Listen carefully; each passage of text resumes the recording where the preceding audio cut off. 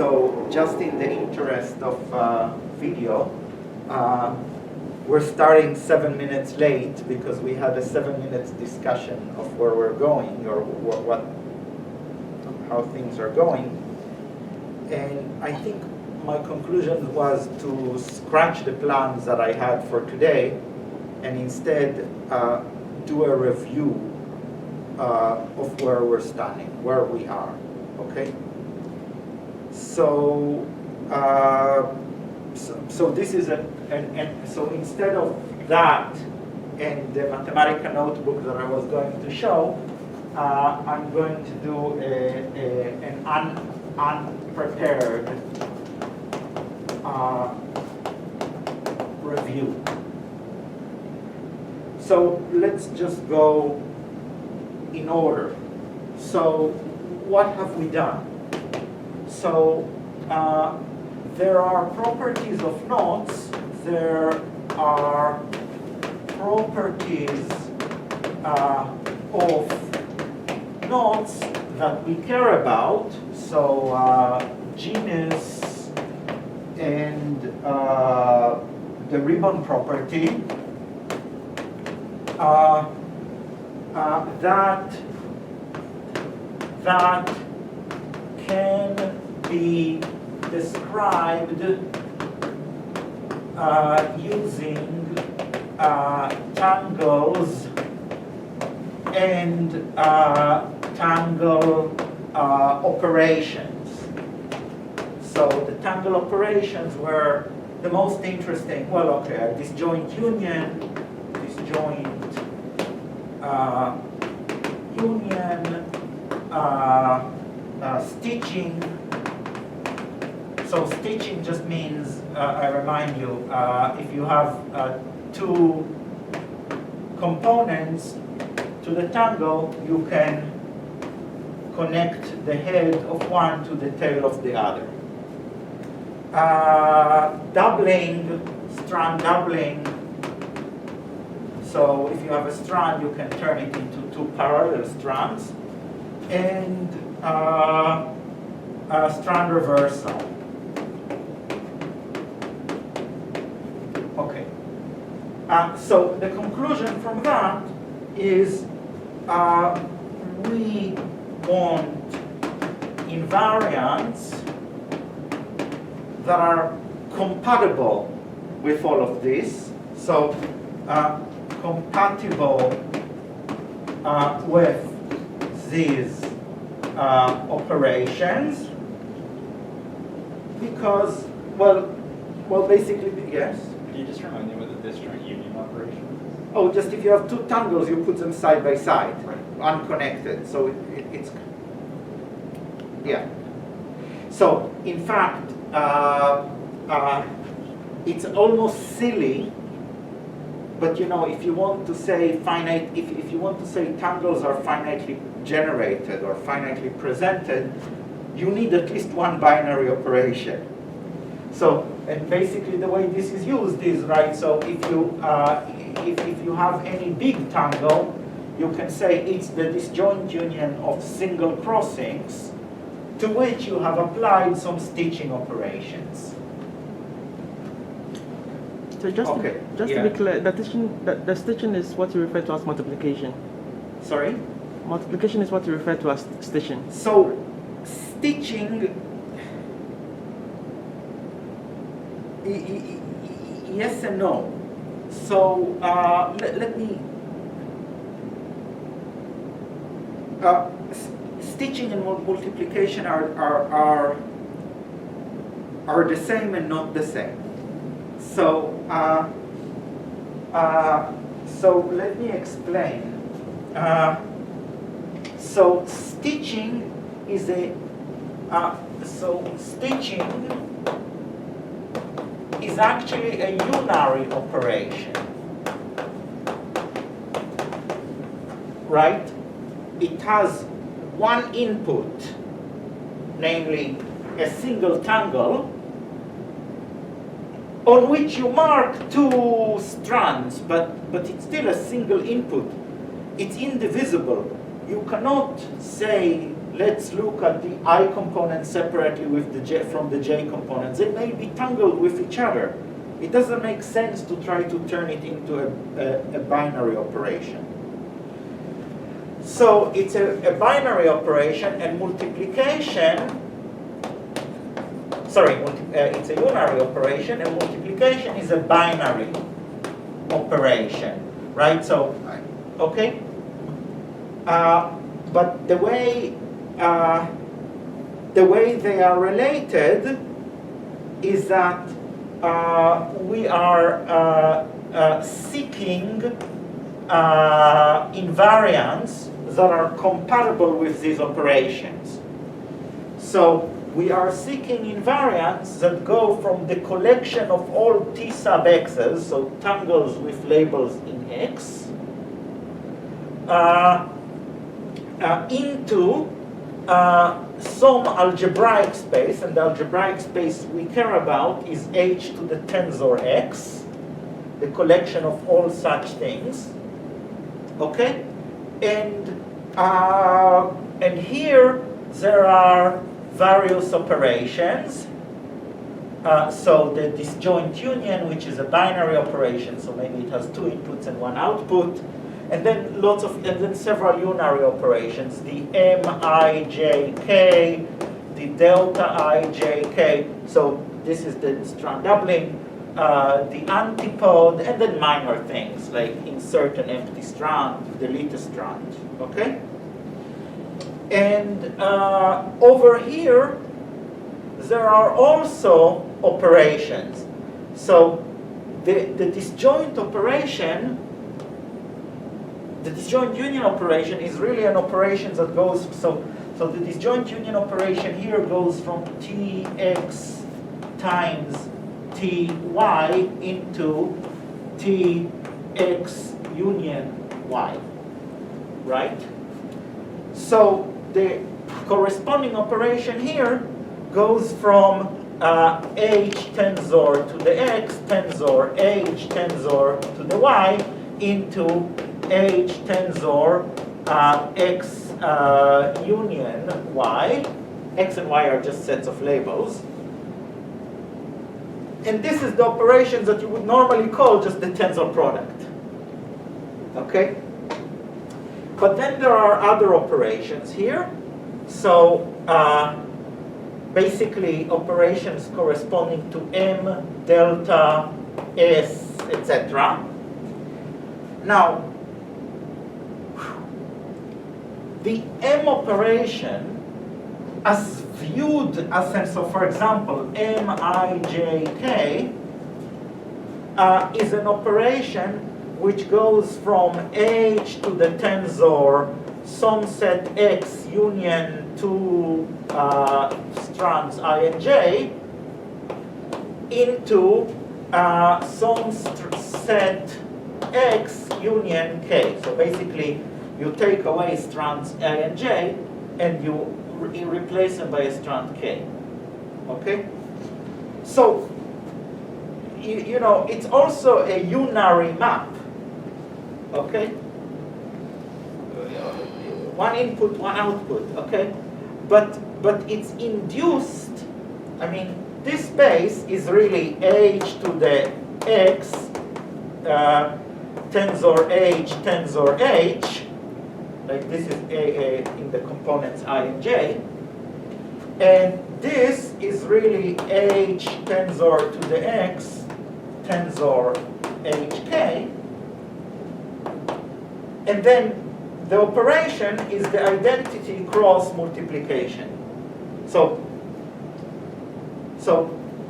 when we represent tangles into Hopf algebras, the MIJK operation is essentially the multiplication of the Hopf algebra.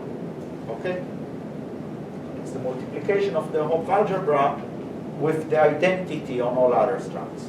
Okay? Sure. So anyway, well, but this is a response to a question. This is not the continuation of the review. So back to the review. So we want operations compatible with these we want invariants compatible with these operations, because then they may be able to say something about the genus property and the ribbon property. And by the way, they say something. It's not an abstract quest. And okay, we were not there, but they say something. Okay, and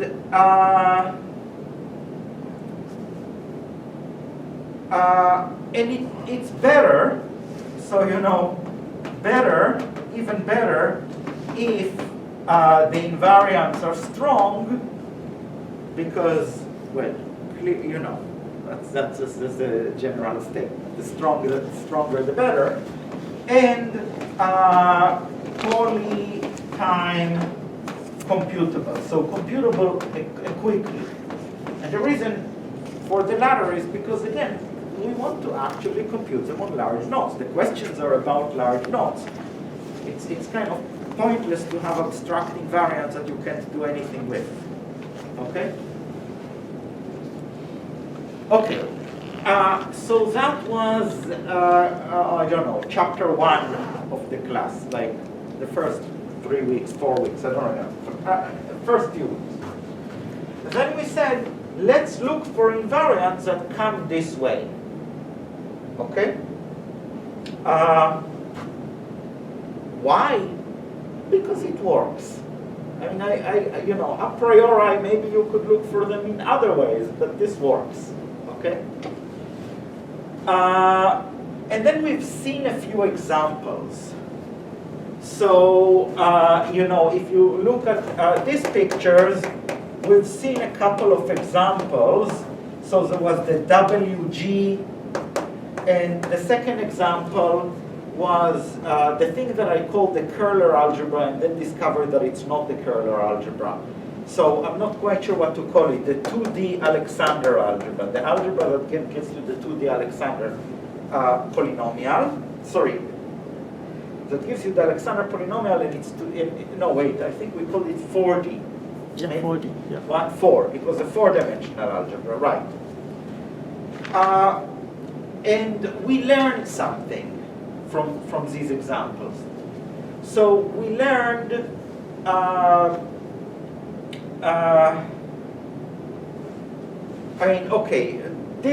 from this we learned that we'd better be really quick, because this is computing in WG is just way too slow.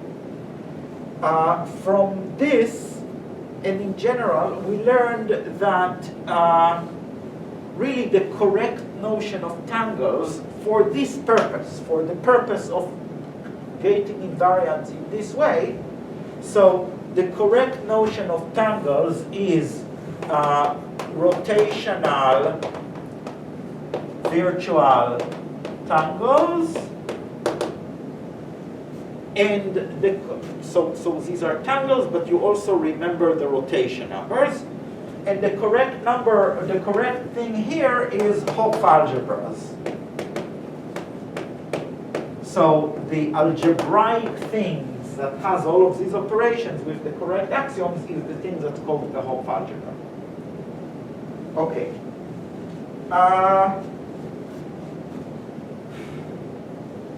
Okay. And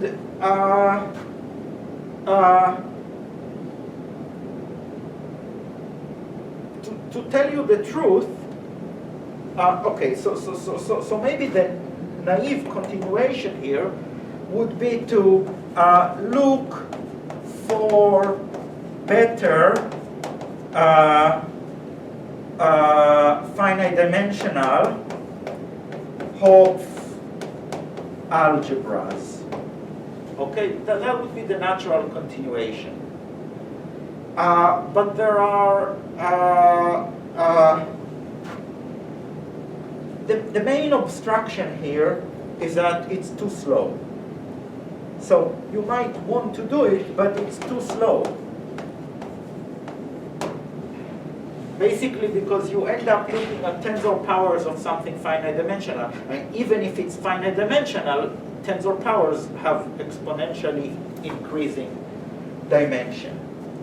So you can't compute anything. Or you can, but only in very limited, in limited situations you can, but in general you can't. So then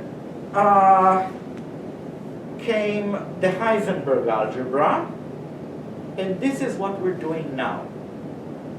Okay?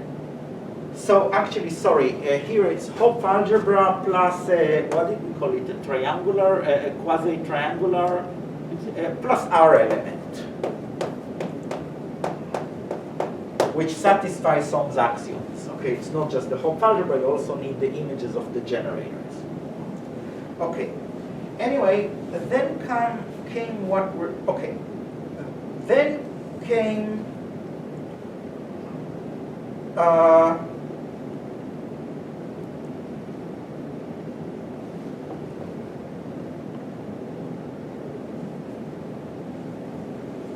well, maybe I'll tell you about what hasn't come yet. Okay? So what hasn't come yet is that given Lie algebras, so for any Lie algebra, or not any Lie algebras, for certain class of Lie algebras, you can so if G is a Lie algebra, you can form its universal enveloping algebra, and in fact, you can somehow so-called quantize it, and this universal enveloping algebra is a Hopf algebra, and this one is a Hopf algebra plus an R element.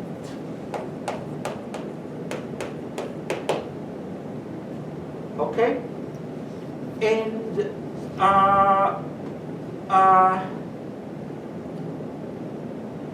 these are infinite dimensional. So these are both of them. This is infinite dimensional, and this is also infinite dimensional.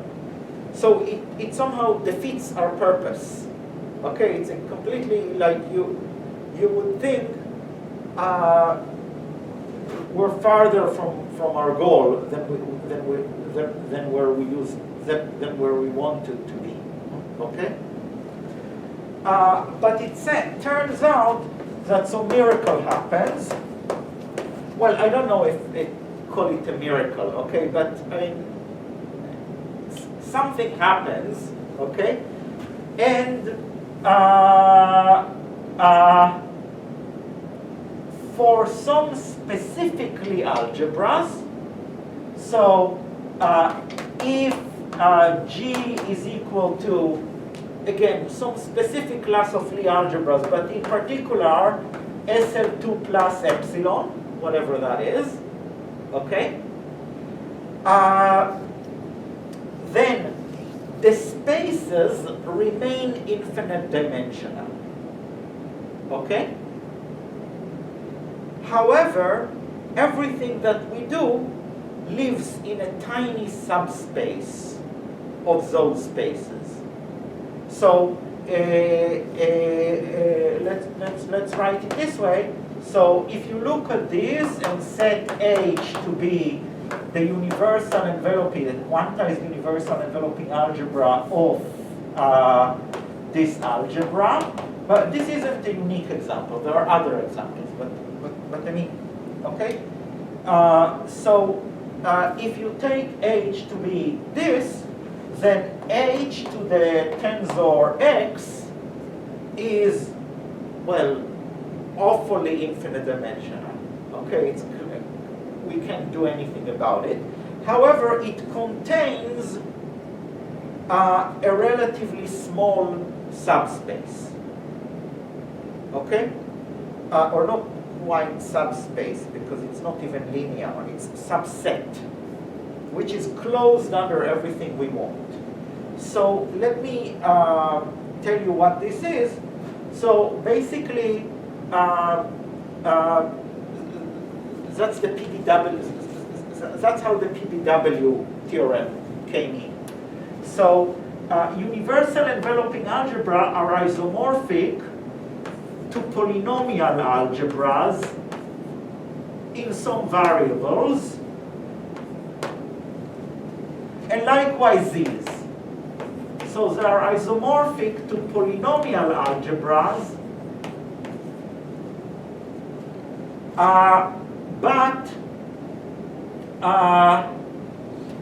but they're isomorphic as vector spaces.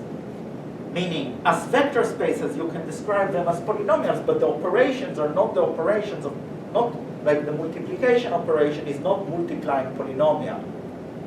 So the operations, okay? So, but in particular, this will be a space of polynomial. This is isomorphic to some space of polynomials, so let's call it some symmetric algebra raised to the power n, or let me just write it. Polynomials in some variables raised to the power x, but this is again a polynomial algebra. And then this space contains a tiny subspace. So the tiny subspace it contains are things of the form omega e to the q, and in fact sometimes plus a perturbation. So the idea, by the way, this isn't a linear subspace, but no way. I mean, if you add two exponentials, the result is not exponential. But the claim is that this subset, not subspace, so this subset has things in it have simple description. Well, simple description because the main part is this quadratic, and the quadratic is, and the number of quadratics is quadratic, is small, it's not. So the set, this set, well, if you want to think of it as a manifold, but as a manifold, it's a manifold of a relatively low dimension. Okay, so that's one point, and the second point is that all the operations that you have here, so m, delta, etc., descend to operations here. So you never have to get out of this subset. Okay? So we're trying to learn how to do things in this subset. Okay. So part of the learning was abstract, and part of it was I gave an example. Okay? So the example, and we're still playing with the example, and the example is still not the example we want. Okay? So the example we're playing with is the Heisenberg algebra. So you take H to be the algebra generated by P and X modulo the relation that P and X satisfy the Heisenberg relation. Okay? So this is isomorphic as a vector space, not as an algebra, to the ring of polynomials in two variables, P and X. And again, maybe we should make the distinction. So these are the operator, the non-commutative things, and these are commutative. Okay? And so we want to study exponentials here and various operations on exponentials here. Okay? And then, so everything we're studying will have direct relevance to the algebras we really do care about, but it's, okay. So,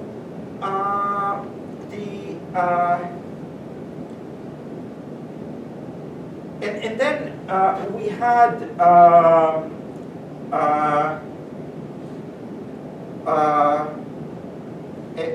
in fact a general fact that if you're looking at homomorphisms between polynomial, so basically not homomorphism, maps, linear maps between polynomial rings. So if you have, right, all the operations here are operations between, are operations, are functions, are maps from one polynomial ring to another. So we had this general fact that the homomorphisms of polynomial rings in ZA so these are just linear homomorphisms. You know, maybe I should call it link. So linear maps from QZA to QZB are isomorphic to some ring of power series.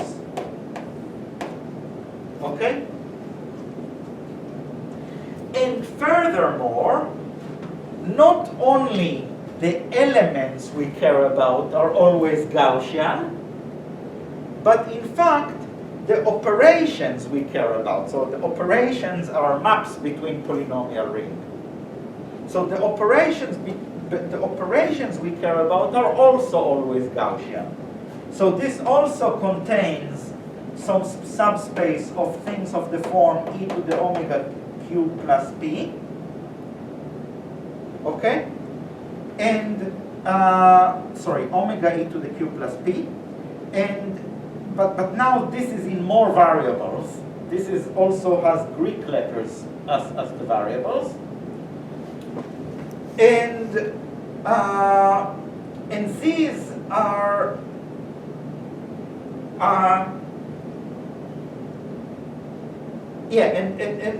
so again, everything is happening in the world of perturbed Gaussians. Okay? And then, basically, the statement here was, in a sense, hard, because we had to say. So now I'm saying things. This isn't quite a review because I'm saying other things. Okay. Anyway, so here you have to show that the space of Gaussians, perturbed Gaussians, is closed under all the operations. Here I have to say, here I have only one operation to care about, and this is composition. Right? Once I've made the operations themselves Gaussians, all I need to know is that when you compose, so elements are operations with input the empty set, and then applying, everything is composition. The only thing you need to know is that when you compose two Gaussian, you get again a Gaussian, or perturbed Gaussians. Okay? Yes? So if I may ask, so what makes it not a subspace if all the operations are satisfied? If the what? If all the operations are satisfied, what makes it not a subspace of that? Sorry, what makes this not a subspace of that? No, the other way around. So you This said it's of a that? set, yes. This is simply not a linear subspace. Oh, yeah. It's just if you add two exponential, the result is the sum of two exponentials. It's Yeah, not it's- an exponential. Yeah. Okay? But you see, it doesn't matter. Strange. I mean,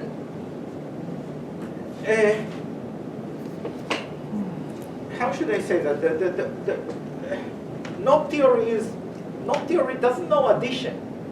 Yeah. There is no reason for anything to be linear. The space of tangles is not a linear space. You can brute force it to be a linear space by allowing formal linear combinations. You can brute force anything to be a linear subspace, right? You can,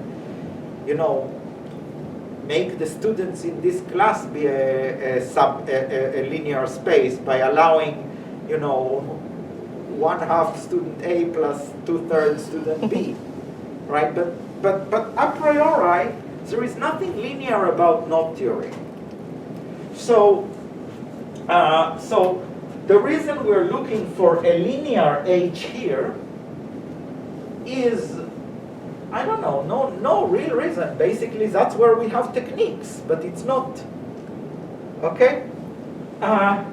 So I don't particularly care that this isn't so here at the end we get a space of things which are closed under the operations we care about, and it's not closed under an operation we don't care about, namely addition. So I don't care, that's fine. Okay? But anyway, the point is, once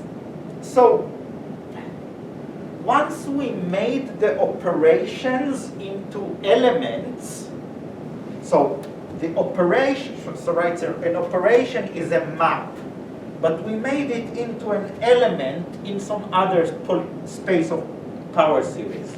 Okay?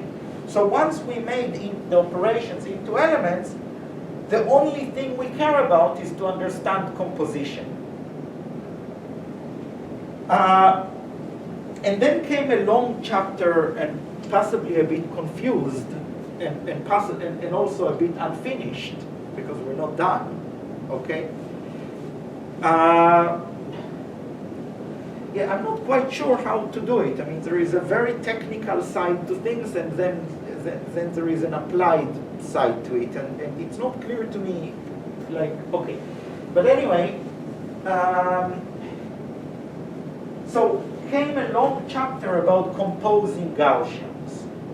So basically the composition law here is some pairing of Greek letters with Latin letters. And so we needed to know that when you apply it to two Gaussians, so when you take two things of this form and apply this composition law to them, you get, again, a thing of the same form. Okay? And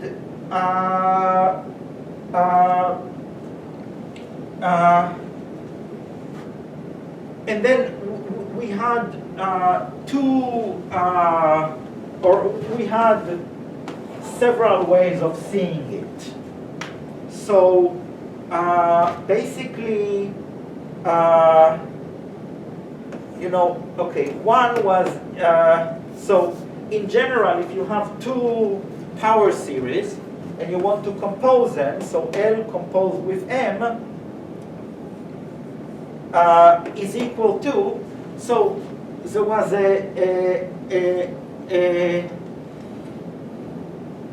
we had several formulas. So basically, if L has inputs A and outputs B, so these become Greek letters and these are Latin letters, and M has inputs B and outputs C, so these become Greek letters and these become Latin, these are Latin letters, then the composition is you take L and you replace all the Latin letters in it, so every ZB becomes D to, every ZB becomes D to the zeta B, and you apply it to M, so you apply this to M, so M has Greek letters for B, so this makes sense, and you substitute all the remaining zeta B's to be 0. That was one formula for the composition. And we looked at it a little bit and maybe convinced ourselves that if you compose two things which are of the form e to the q, the result is again of the form e to the q. There is a second formula, and the second formula was, so you apply e to the zeta b zb, of course summed over all b's, so this is summation here. You apply it to the simple product of L and M. Okay? And that makes life a bit simpler because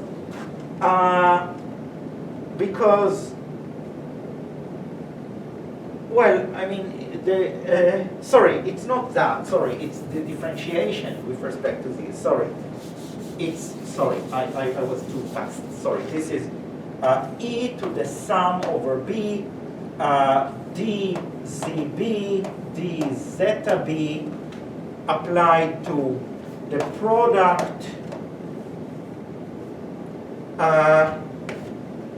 and this is and evaluated at all the ZBs and all the zeta Bs are set to 0.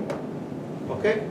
So the point here is that this is clearly quadratic again, because when you multiply two Gaussians, when you multiply two Gaussians, there is, so if you multiply e to the q1 with e to the q2, you get e to the q1 plus q2, so it's again a quadratic, e to the quadratic.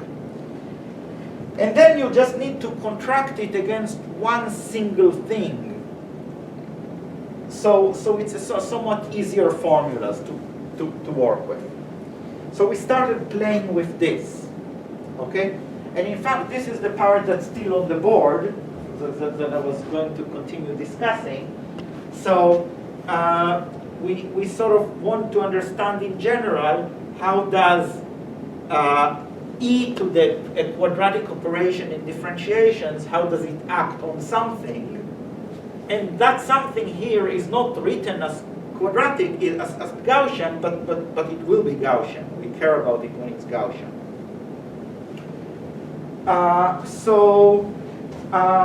And then we had a third formula.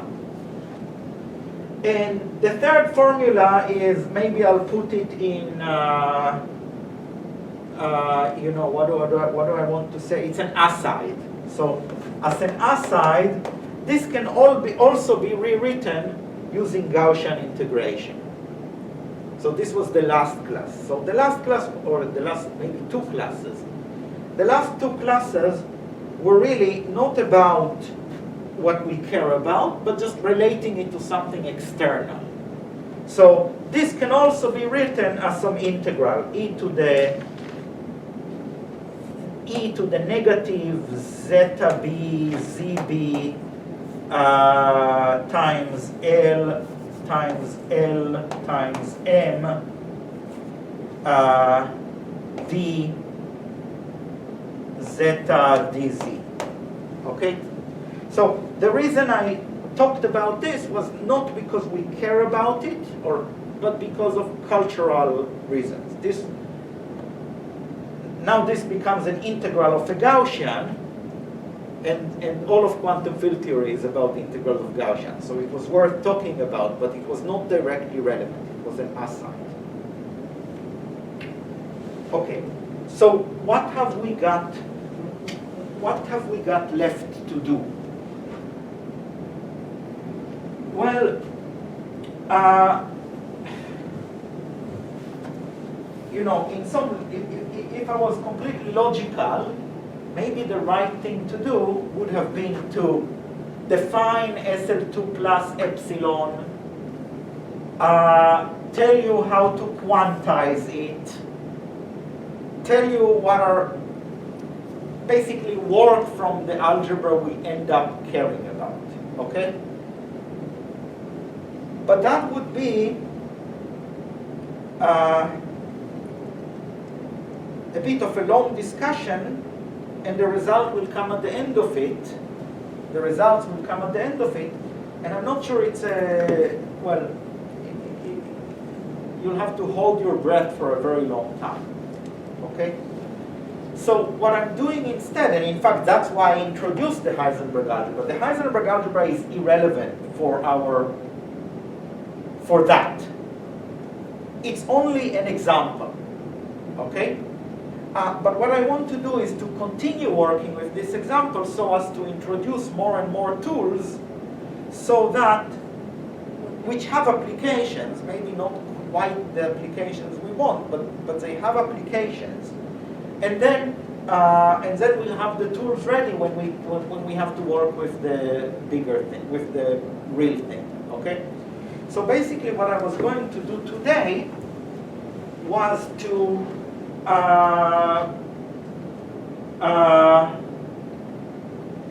tell you that in the example we actually worked out the example in the case where R was equal to this thing, okay? So R is e to the t minus 1 pi minus pj times xj, and this is a quadratic because t is an auxiliary variable. as something in the variables p's, the x's and p's, this is a quadratic. And in fact, we worked with this and implemented it and got results. Okay?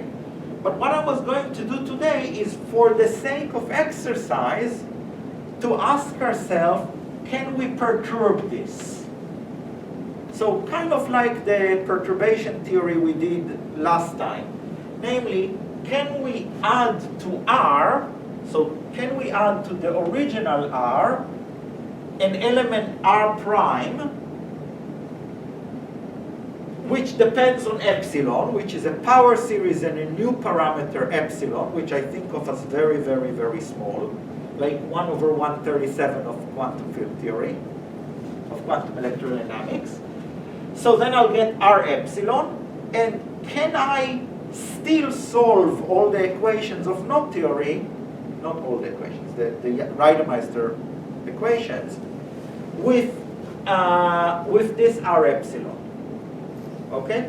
And why would I be doing this? I would be doing it for two reasons. One, well, it's an exercise in how to compute with perturbations. So far, like on the one hand, I was talking about perturbed Gaussians. On the other hand, the actual work was only with Gaussians, not perturbed Gaussians. So one reason for the exercise is to understand how to work with perturbed Gaussians.